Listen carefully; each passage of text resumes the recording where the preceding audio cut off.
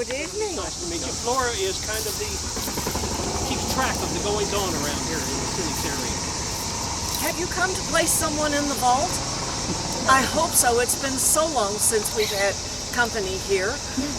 And it used to be quite busy here almost all year round. My husband and I married in 1818, and we married in Clark County. And I was 16, but he was 25. He was a lumber merchant, and of course, a new city needs lots of lumber. By the time our first child was born, though, we were celebrating that we had a new county. Floyd County had been established, and we welcomed Solomon West Sinex. We had named him after my father, who was dead before Thomas and I married.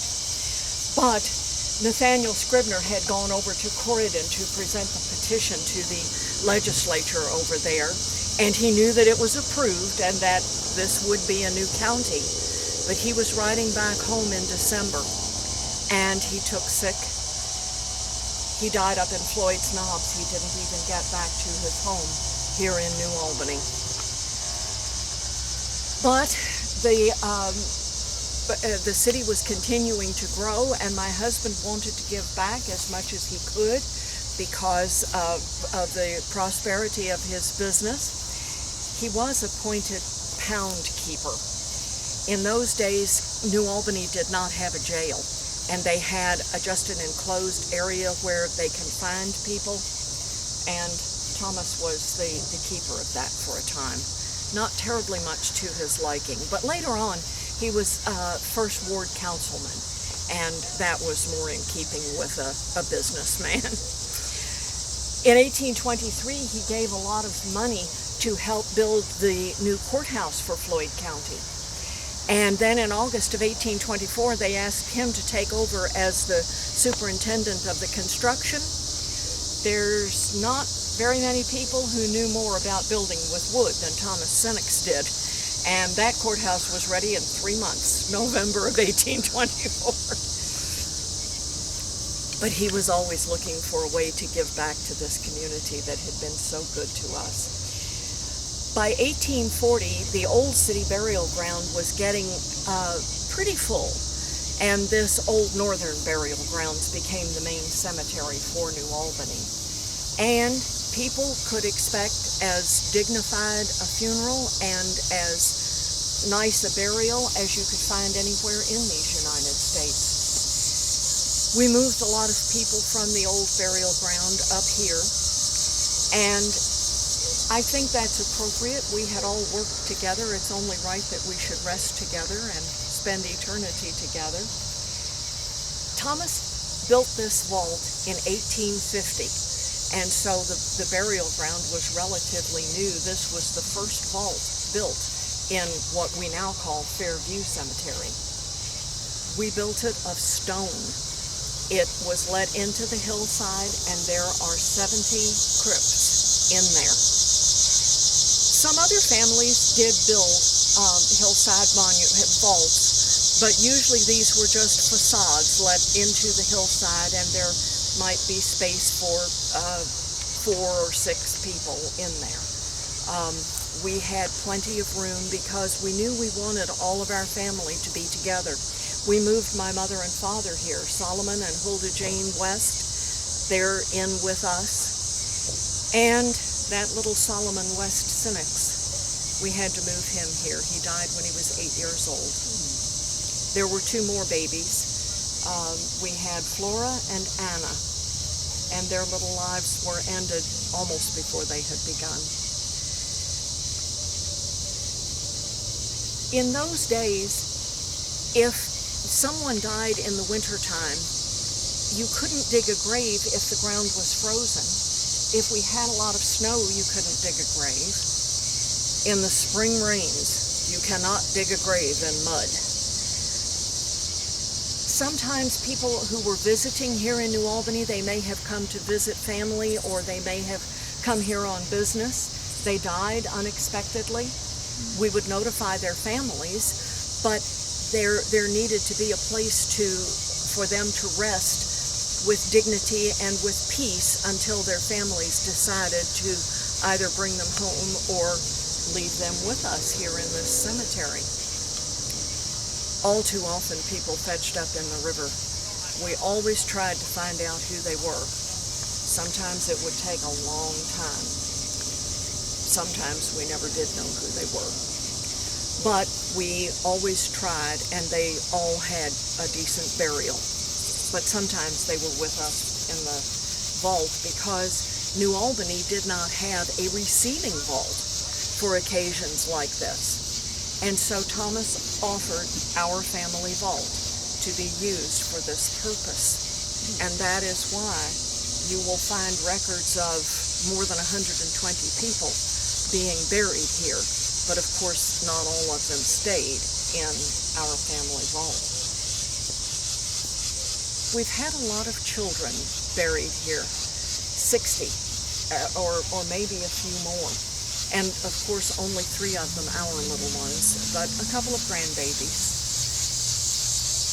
Soldiers from the hospitals during the Civil War, they came here and they were buried for a while with us until their families could decide whether to bring them home. I suppose the hardest one for me to accept was my son, Albert Leroy Sinex. He was murdered by his best friend, Tom Moore. Al was a strapping, brawny boy, tall and very good looking and always ready for fun, always ready for some excitement, and always fond of the Belvedere Saloon. He had a beautiful wife, and their little daughter, Mitty, it was just the sunshine of our lives. Still, it would not keep Al at home. Tom Moore, his friend, just as big and brawny as Al was, that's how slight Tom was. All over town, everybody knew them, even from a distance, because of the size difference in the two of them. They knew that was Al and Tom. Tom had come in. Al had already been in the saloon most of the day. He was playing pigeonholes. That's a game, it's played on a table like billiards or pool or something of that sort. And Tom came in. He also was intoxicated. And he wanted to play pigeonhole, but he didn't want to play at the same table that Al was playing. And Al started to bully him, pulled him over to the table. Oh, come over here, We'll share this table. When can we not play a game together? Would not leave Tom alone. They wound up in a stupid argument about a battle that they had both been in the Civil War, and they were arguing about it. And finally, Tom was trying to get away. Tom knew he was far too intoxicated to be continuing this. He was trying to get away. And Al, that wonderful strength and that tall stature that he had, and those long arms, he used that to keep Tom close to him. He wouldn't let him leave. Tom was getting more and more frantic, and the proprietor said, "You both need to go home. This needs to stop." Al would not stop, and Tom was trying to get away from him. Finally, he did manage to slip free, and he left the Belvedere. The proprietor told Al, "You go home too. Don't wait for him to come back. You go home, go to bed. This needs to end. We need to have peace again." Al said, "I have nothing to fear from my good friend Tom Moore. What could he possibly do to me?"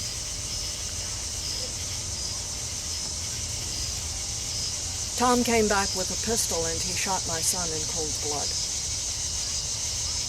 It was not instantly fatal. No major veins or arteries were hit, but the bullet tore through his liver and one of his lungs, and the blood kept flowing. The bullet lodged next to his spine and caused him terrible pain. Well, Tom left again. And it wasn't hard for the sheriff to track him. He was just a few feet away and passed out. Al finally came to himself enough to ask to be taken home. The ride was excruciating. All they could do was put him in a wagon. And that bullet, as he jounced along over the hard ruts in the road. But he died at home with his wife by his side. And we brought him here. Indiana law held that intoxication was temporary insanity, and even a murderer could not be held legally responsible for his actions. Tom Moore lived almost half a century. Tuberculosis finally took him in 1916, just a few months after his wife had died, the first of that year. They rest yonder. I remember those two funerals. We've had many more people with us here in the vault. Some 60 children have rested here, and the soldiers from the hospitals that when they died, they were here for a time, and very many people. But now it's about 50 of us, and all our family, the Sinex family. Albert's wife would have been most welcome to come here. She remarried twice more, but of course she was so young when she was widowed, and she chose to be buried up at Mountain View Cemetery in Kalamazoo, Michigan. Thomas came here in 1870. In 1870, he was 77 years old, and he has never been disturbed. I didn't join him until 1895 at the age of 96. Little Mitty.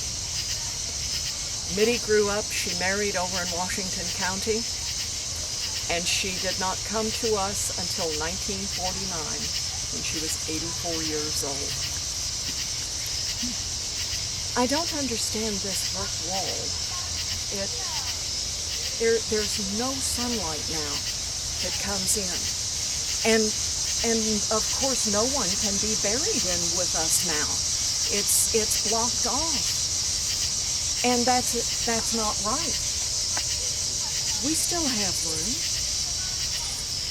Laura, I'm so sorry. I thought somebody would have explained that wall to you by now. In 1978, the city of New Albany, because there's as you can tell, there's a lot of disrepair to the front. For everyone's safety, they decided the Sinex Vault was full. And they built the wall to protect the family inside and to protect any visitors. But take solace, there is a group now in New Albany working very hard to completely restore back to what it once was. That would be wonderful.